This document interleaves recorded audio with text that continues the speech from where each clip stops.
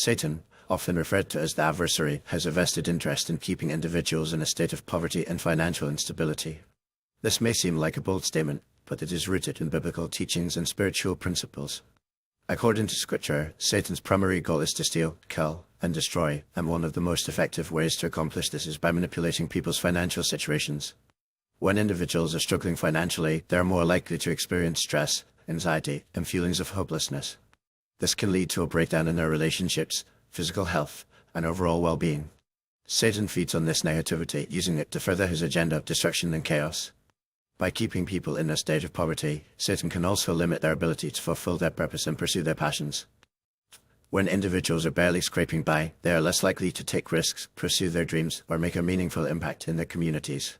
Furthermore, poverty can lead to a sense of dependence on others, rather than dependence on God.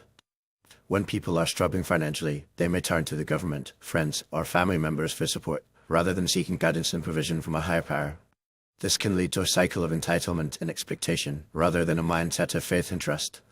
Satan rejoices in this as it reinforces his lie that God is not a provider, but rather a distant and uncaring deity.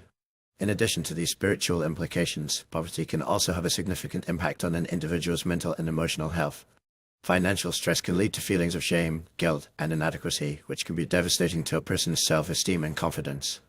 This can also lead to a lack of creativity, innovation, and productivity as individuals become mired in their financial struggles.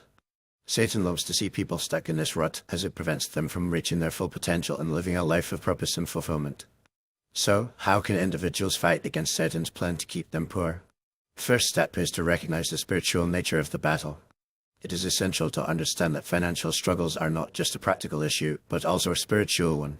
By acknowledging this, individuals can begin to seek guidance and provision from God, rather than relying solely on their own strength and resources.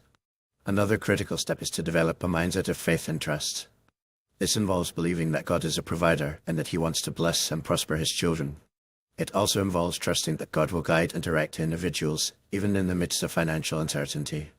By cultivating this mindset, individuals can begin to break free from the cycle of poverty and limitations and start to experience the freedom and abundance that God has promised. Furthermore, individuals can take practical steps to improve their financial situation. This may involve creating a budget, paying off debt, and building an emergency fund.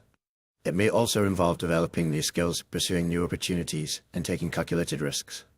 By taking these steps, individuals can begin to build a foundation of financial stability, which can help to break the cycle of poverty and limitations.